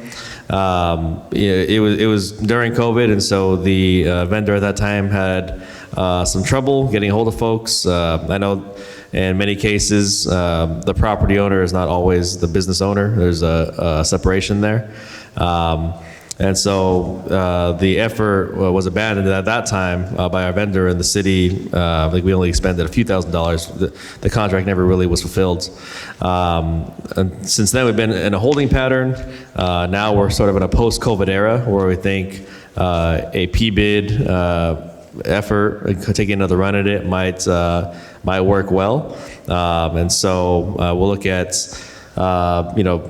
essentially revisiting, getting those dollars for a vendor to organize the corridor. And it really is up to the property owners. It's something that the property owners would have to all vote on, sort of opting into. Once you reach a certain threshold of votes, that PBID will be formed. But really, I mean, what's happening on Blackstone now with this organization of merchants that you all have, you've essentially sort of done it on your own. But what this would do would really be to formalize it in a way where you have more money and everyone is participating, not just a select few. So to explain that, we have a lot of people in Blackstone that pay for security. And I think by having security, instead of paying $500 a month for security, we can cut it down to $500 a year almost. Because if everybody's paying, part of security is going to go down, then we're going to have a lot better service for everybody. Yeah, so PBIDs can be utilized for a number of different functions, including security chief among those purposes, as well as marketing and such, right? So it all goes back into, it's paid for by the property owners, and all goes back into the corridor in order to improve the corridor and benefit to the property owners who paid into that fund in the first place. So it would be a way, I mean, it would essentially eliminate the program you have now and replace it and be funded this way, in this mechanism. Yeah, thank you. Before we continue, and I'm trying to rush because I know it's taking too long. So on Glen Avenue behind the Clearing Point, I just want to show the pictures. And I did request that from Sarah that, this is on Glen. The lady from Glen couldn't make it today to talk about it. She lives in an apartment. Her kid's going to go out because of a lot of issues there. I don't know if the issue's still there, but my request from Clearing Point is we need to build a masonry wall around the Clearing Point.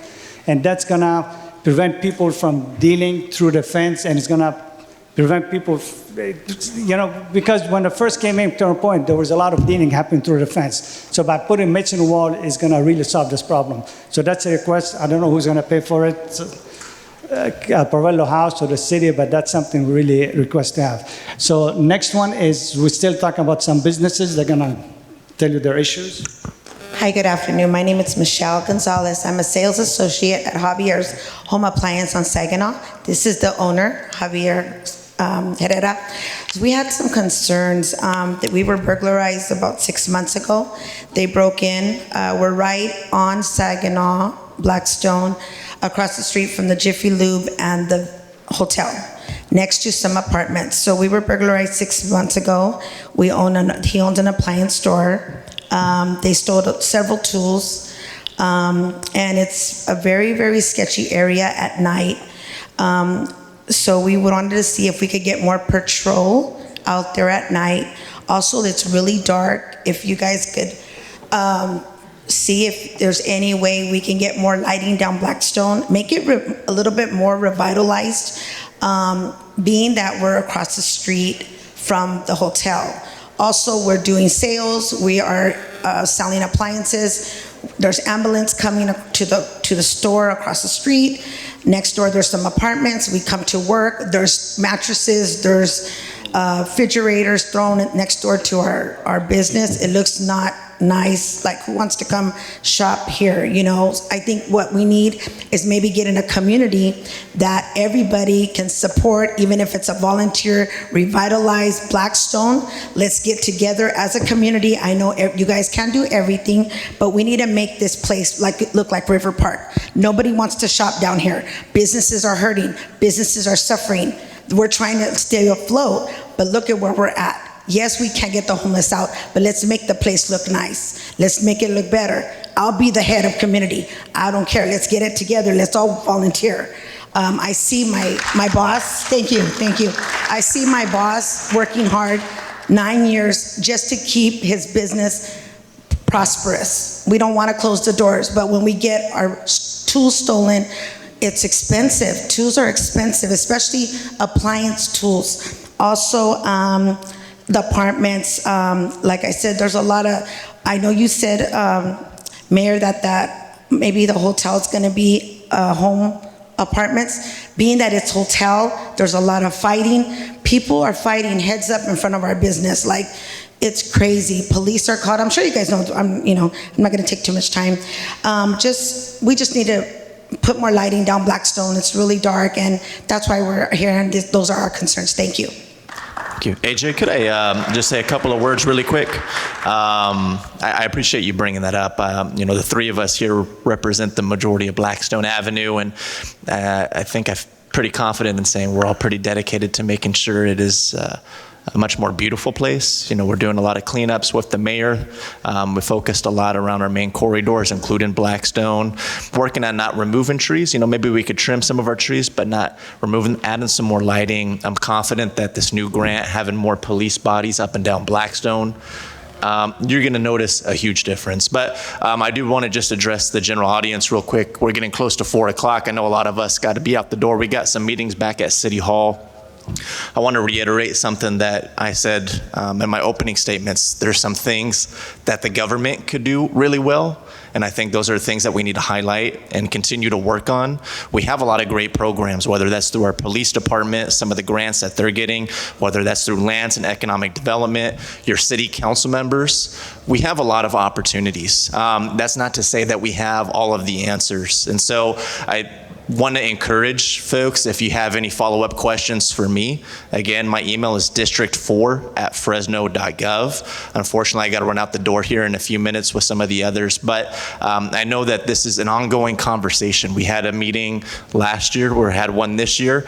We're not ever going to see all the problems or issues go away, but my hope is every year that we see improvement, whether that's beautification, the safety of your businesses, or more opportunities for your businesses up and down Blackstone Avenue. So I just want to thank everybody for the opportunity to be here today. I'm sorry we weren't able to get through all of the questions, but I do appreciate this opportunity. Thank you very much. Let me ask, how many of you have been a part of the Beautify Fresno?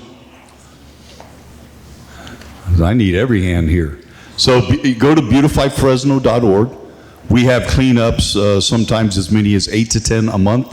Volunteers, we've had over 22,000 volunteers that come out on weekends and during the week, and we provide all of the paper pickers, the bags, and we pick up trash throughout the city. And the most beautiful thing is when you see folks come from a part of Fresno into another part of Fresno they don't live in to clean it up, and we've had significant numbers. In fact, Manchester has been the central location for many of our cleanup efforts, where we'll have 100 people come out and pick up trash all along Blackstone and Shields and Dakota. So please, beautifyfresno.org. Please get involved in that. It is an incredible movement, and I think you'll start to see the noticeable difference. The other thing is that we are doing transition from our normal street lights to LED. That will help a lot with our lighting on Blackstone and a number of other streets. That's a slow conversion process. And then starting in January, we're having what's called quadrant cleanups. So in District 7, Nelson Esparza created a program that was specific to his district, where folks would go out every day of the week for our city employees. They would look for large items like refrigerators, stoves, large piles of trash, whatever the case is, and they would make sure that those picked up proactively.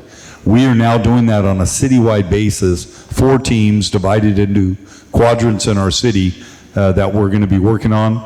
We also have some special cleanup crews that are occurring in the Tower District as well as downtown. That includes pressure washing sidewalks. So a lot of beautification efforts in our city, and I did not want to lose sight of that. Thank you for the opportunity. I know you guys have a meeting, so I'll be very quick. I own White Pine Lumber, which is between Ashland and Gettysburg. One of the problems I run into is I go back a full city block, and so I have vandalism coming in from the homeless also off Effie. But my main concern is with the vandalism is my sons, who are 4th generation, want to beautify the building, want to update the building to bring in a higher, more clientele. And every time we come up with a design, the first thing we hear is, well, they're going to, destroy it. It's going to get destroyed. We have vandalism, and not so much burglary because we fortified the front of our store. We don't want it to look like a liquor store that's closed at night with the chains, but we're trying to make it more beautiful on Blackstone. But the vandalism and they come in and they break stuff up, they cut my gates and they steal building materials. So it's just something that, if you guys can be aware that, I go back a block, so I've got a lot of vandalism coming in off the back also. And we get homeless encampments. But whenever we have had any kind of response, you guys have shown up. You beat me to the store when I get a call, so thank you for your service. Thank you. And what's your address? 4392 North Blackstone. Got it.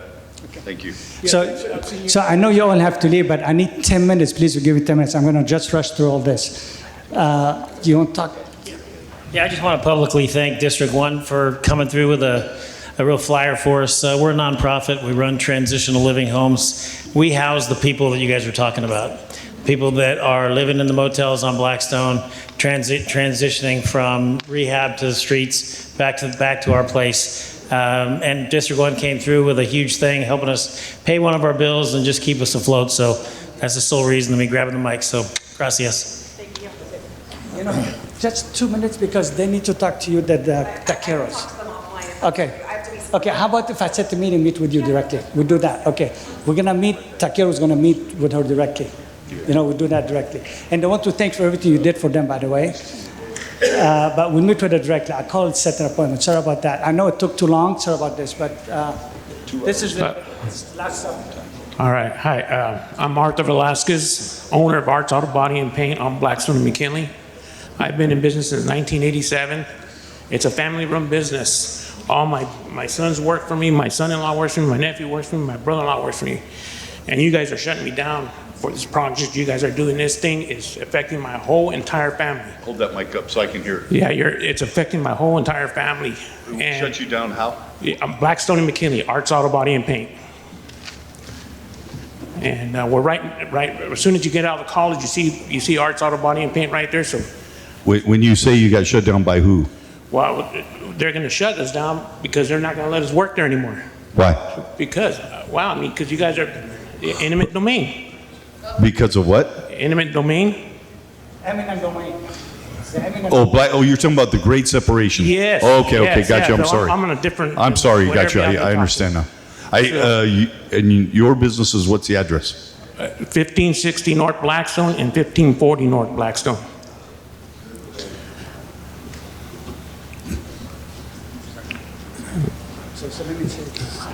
And I have somebody here that wants to speak also for us. I got a lot of friends that came from all over. They came from family and friends and customers. So you're talking about the great separation. And for those you don't know, the trains that go through Blackstone and McKinley shut down traffic 31 times a day, eastbound traffic on McKinley and westbound, and 31 times a day, the ones that go northbound and southbound on Blackstone. We have Blackstone is a transit-oriented development corridor, meaning that it is supposed to be for bus rapid, I'll use that word again, rapid transit. What ends up happening with our emergency vehicles, police, fire, and buses, they end up stopping at that location. The average train is 3 minutes, average train. So when you think about how much traffic is being stopped, and we're trying to rebuild Blackstone, revitalize Blackstone, we're trying to build housing on Blackstone, one of the things we have to have is an ability to have a smooth flow of traffic north and south and east and west. Plus the fact we've had some City College students hit by trains. So have solicited funds, and we've been working on this now for about 10 years. A great separation which will take McKinley underneath the railroad track, so there'll be no stopping, and Blackstone underneath the railroad track, so there'll be no stopping for a train ever again. Fortunately, it impacts some businesses. Yes, it is. Those businesses will be, well, I can talk to you offline how that works. I'm sure you've been in touch with our folks on what that means financially, the assistance to your business in terms of relocation, purchasing it, and so forth, because it Jerry, impacts Jerry. about 5 businesses there. I looked, when they gave me the offer, I looked around. I can't even buy a piece of dirt for the offer they're giving me. So we need to talk offline. I'm not going to negotiate publicly. Yeah. It's not who I. That's not what I do. So I want to say I did talk to a lot of people where the grades can happen, and that. First, I've heard about that, by the way. So nobody's contacted my office. This is the first time I've heard about it from AJ. But I'd love to have our folks sit down and talk to you from Public Works, because the last thing we want to do is impact business in a negative way. And we want to be fair. We really do. We value your business in Fresno. So I'm going to set the meeting, and with all of them, I'll meet in your office. Scott Mosier. Okay? I will do that. Well, AJ, it won't involve the mayor's office, first off. It has to involve Public Works and the process we have with the attorneys. But I want you to hear the issue, then we set it up with whoever we should set it up I with. can't, because it's a legal issue, and Okay. the city attorney has to be involved with that with Public Works. Okay. The mayor can't get involved So now. would you email me who I should talk to, then I set it up? You can contact our office. We'll make sure it gets set up to have Okay. the right people there. Okay. My name is Tim Collier. I'm an ex-professional athlete. Were you a defensive back for the 49ers? Yes, I was. You were pretty good, Tim. But you're not a very good golfer. I know that. It has improved. I want to speak briefly about Art's business. I've made Fresno my home for the last 24 years. During that time, I've done business with Art, and the reason why his business thrives is because he treats people fairly and honestly. And as I walked to this meeting today, it was appropriate that we had it in a church, because God demands us to deal with people honestly and fairly. That's all we ask. And Mayor, I appreciate what you've done. I'm proud to say that Fresno is my home. I've had teammates to come down. Ronnie Lott, last week, had dinner with me. He said, I never knew Fresno was like this, and I will be back. So you've done a great job. Thank you. All I ask is that you look into the eminent domain process and give it a second thought. Gotcha. Thank you. Will do. Thank you. So let me explain. Thank you, Tim. I did talk to all the business in the area, and basically the offers that they got are. Put yourself. It's 559-313-7817. 313. What's the last? 7817. Okay, I didn't know your business was being impacted. So I told them that you need to listen, and I know things will happen when you listen to them. So let me tell you the problems. Everybody is. Basically, they got offers for 50% of the value of the property. And like Art, he said, look, my property is paid in full. I'm going to go somewhere else at this age. I'm supposed to retire now. I need to start from beginning. So they need to get paid the fair price. They cannot be worse off than what they are today. A lot of businesses the same way. Yeah, we can't do it in public, though. Yeah. But let me say what I want in public. So basically, it's what I heard from them, a lot of businesses, they cannot go find an equal location to what they have today. So that suggestion we have, and then we can meet with you on that, if we can extend the expiration date of the conditional use permit that happened because of COVID, because it takes 4 years to recover from COVID. And if we can talk about development standard to give chance for them to find an equal location on Blackstone. So that's something we can set time to meet together on that one. And the last one I want to talk about, I know we took too long, is the facade. So I'm going to talk on behalf of everybody. A lot of people on the facade, which I did talk to Lance about it, they got approved, but they were told there was no funding. Oh, we don't have the money, but you're approved. How can you be approved if you don't have the money? So a lot of people in Blackstone have the same issue, and I'm always back with talking to Lance about it. Yeah, AJ, give him my cell phone number, and I'll handle him one-on-one. We'll work with it that way to get him across. We did $1.5 million in facade improvement citywide, $25,000 per business. Those who qualified, there were a lot of people who qualified, but $1.5 million that we channeled through the Fresno Hispanic Foundation to administer it for us. They've done a great job. You've heard some of the folks that are here today. And then on top of that, I believe there's $1 million that is available now for Districts 1 and 4. And so businesses that are within those districts can also apply, and that application process is open now. So I want to say thank you, sir, for taking too much time, and thank you everybody for attending.